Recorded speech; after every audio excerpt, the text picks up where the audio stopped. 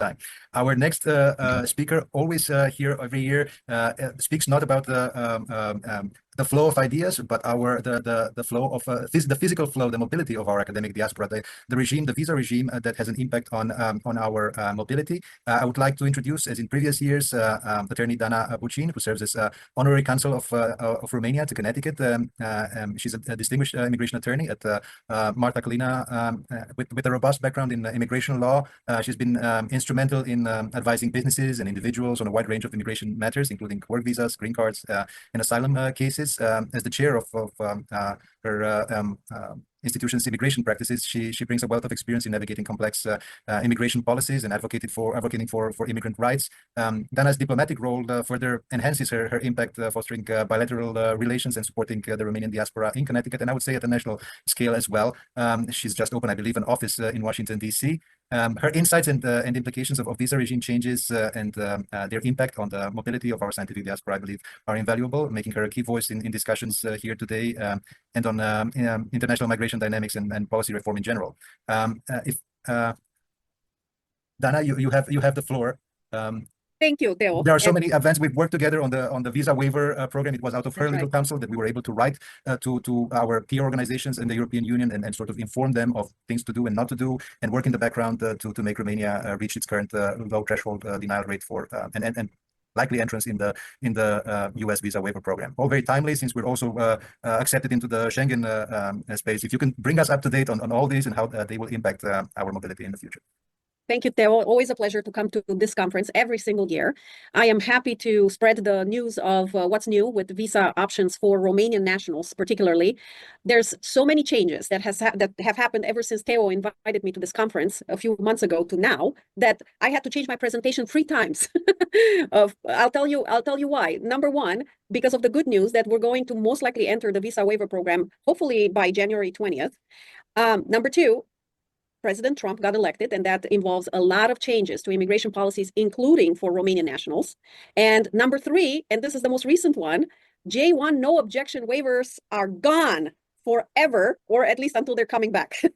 J1 no objection waivers, so that we understand what they were. J1 visa is a visitor exchange visa for the United States, and the Department of State, the U.S. Department of State, always retained the right to designate certain countries to be having folks on the skill list, wanted skill list. In other words, the United States Department of State used to say, you know what, we're welcoming all these J1 exchange visitors from Romania, let's say, to the United States to study or be an intern or a trainee or a bunch of other uses for the J1 visa. However, we're going to make them go back to Romania for 2 years after finishing their program. And why are we doing this? Because their skill set is on some list that we believe Romania wants them back, like doctors, like researchers, like etc., a bunch of other professionals. Guess what?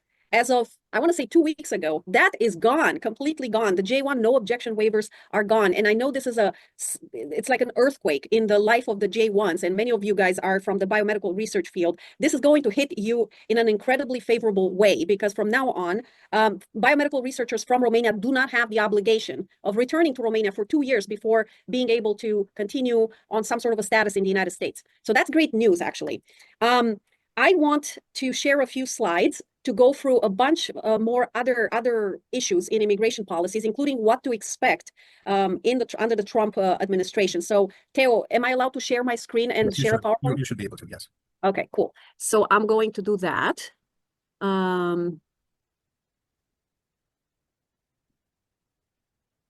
Okay. Are we all seeing a path to legalization and U.S. citizenship for Romanian nationals? Okay, good. All right, so let's see if we could make it in PowerPoint mode. Okay, are you seeing the whole screen now? It's not yet in PowerPoint mode, but we're seeing it. I think you can start. Yes. Okay. Do you see typical path to the U.S. citizenship slide right now? Yes, yes. Okay, good. All right, so just to give you a flavor for what is the typical path of a Romanian national to get to U.S. citizenship, usually someone arrives here on a non-immigrant visa, like the J1 visa we were just talking about, that now you don't have to go back. We're not yet on the typical path slide, the third slide. So it's not working. The slide is not working. Okay, so how about now? Yes, yes. I'm just gonna. Yes, you're on the second one. You can go on the third. Yes. Okay, there we go. So typical path to U.S. citizenship, it starts with a non-immigrant visa, like the J1 we were talking about, the F1 student visa, during which people could get work permits like curricular practical training, CPT, or OPT after graduation. And after the OPT, most people would go on to an H-1B work visa, There's a whole lot of issues with the H-1B visa, which we will discuss later, but those who do get it, then they could attract sponsorship for a green card from via employment or via family. And about after 5 years of being on a green card, people can apply for U.S. citizenship through naturalization. And this is the menu, the distilled menu, not the complete menu, just a distilled version, just specifically for Romanians, of the non-immigrant visa types and the green card types that I have seen and have processed for Romanian nationals. And we're going to go a little bit into the ESTA, or visa waiver program, and compare it to the existing B1, B2 option. And then on a few very strategic visa types, so we understand how that works. I already shared the big news. ESTA, or visa waiver program, is likely to get implemented hopefully in January, but definitely, we're thinking definitely in 2025. How does it compare with the existing B1, B2 visitor visa that Romanians have been using? Well, ESTA, or visa waiver program, is for 90 days maximum versus the 6 months for the B1, B2.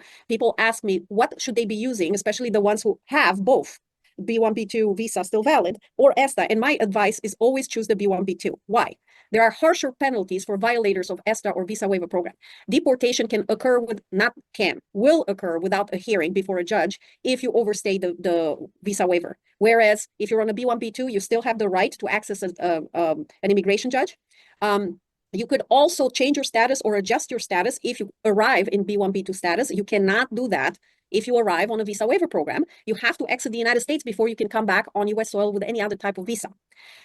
So, in short, always choose B1, B2. If you're asking yourself and you have a valid B1, B2, go for the B1, B2. The J1 no objection waiver is gone. That's going to make it easier for postdocs to secure status in the United States.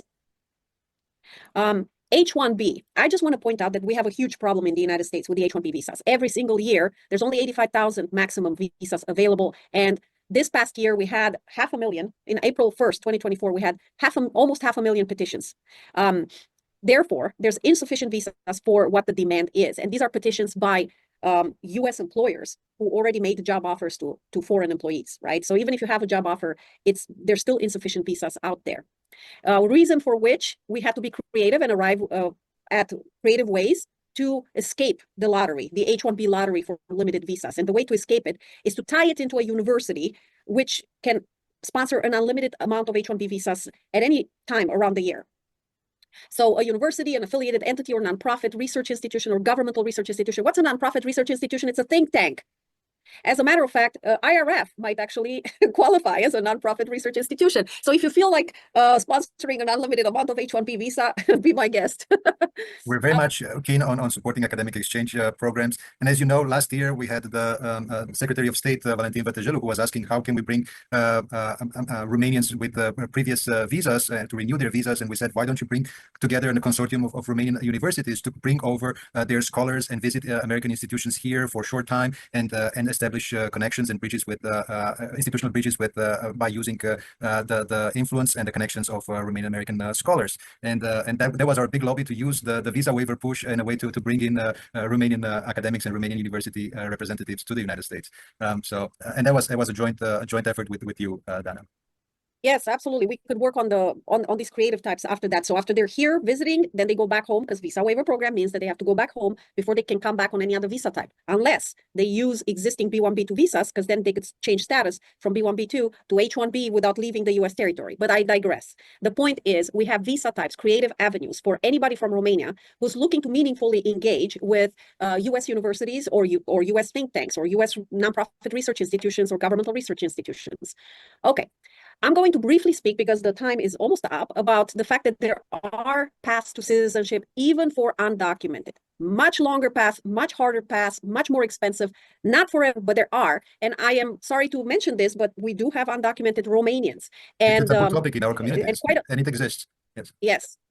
They do exist, and there are quite a few of them, and they should have a voice, and we are trying to help them. First of all, preventively, through a campaign to advise them how not to violate ESTA laws, because as I pointed out earlier, there are harsher penalties for ESTA violators than any other visa violators, okay? They get deported immediately. So we want to prevent Romanian nationals from even ending up as undocumented, but once they are unfortunately undocumented, our goal should be to bring them out to legality, bring them out to a legalization path. So there are a few legalization paths that are not very well known, reason for which our co nationals stay in undocumented status because they're afraid.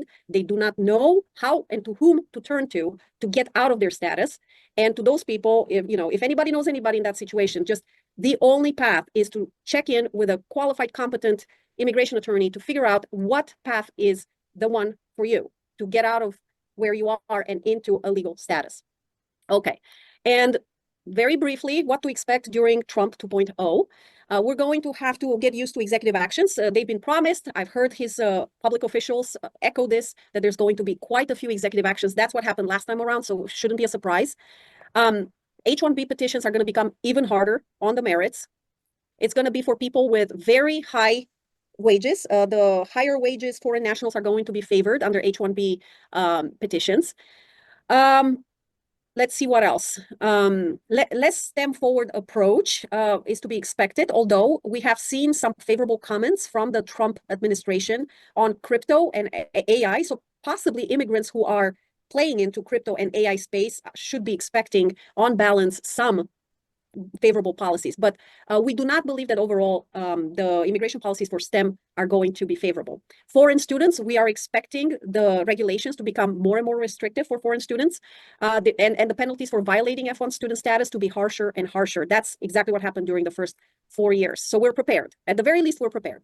What else? Other types of programs that are likely going to be in trouble are the PERM programs. There's going to be more audits. The national interest waivers, the extraordinary abilities are probably going to become more and more difficult to prove, but not impossible. It would take a change of congressional laws in order to eliminate these. So a president can only make things more difficult in adjudication, but cannot change the underlying laws unless Congress engages in immigration reform. Okay. Evidently, we are to expect an end to humanitarian parole type of programs that's been promised, and we believe that to be the case, as it was the case with DACA. We believe DACA might be eliminated. There's going to be another attempt at eliminating DACA. No word on whether there's something to replace it. So whoever's currently on DACA should consult an immigration attorney and try to transition to a more stable status. All right. More stress about processing things abroad.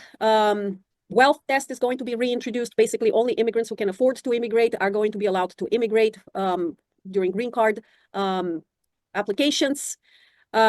So also, an unfortunate effect of all of this is that Romanians, immigrants in general, but Romanians found in violation of immigration laws are more likely to be detained and then deported.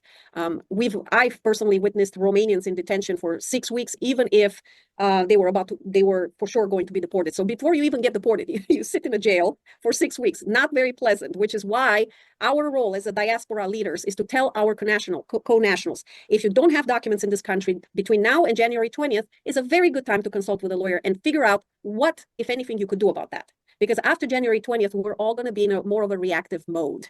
That is not meant to scare our law-abiding Romanians who are thinking about visiting the United States for legitimate purposes and respect their visa terms. I'm not trying to scare anybody off. I'm just saying that be more careful. We all ought to be more careful about respecting immigration laws because enforcement is going to be stricter in the next 4 years. And with that, I just want to say thank you again. I know I'm over my time. Thank you, Dana, for everything that you do and all that you bring to the table. So much information for us to digest. We really appreciate it. You are a wealth of information and a resource for everyone who needs such services in guiding them informally and formally. Thank you so much, Dana, for your support. Dana, as I said, it has opened an office also in Washington, D.C., not just in Connecticut. That's right. Thank you again, Dana, for being a presence here. We will need your presence to also sensitize our communities about the upcoming changes, and hopefully this is a first effort in doing so. We work together so well.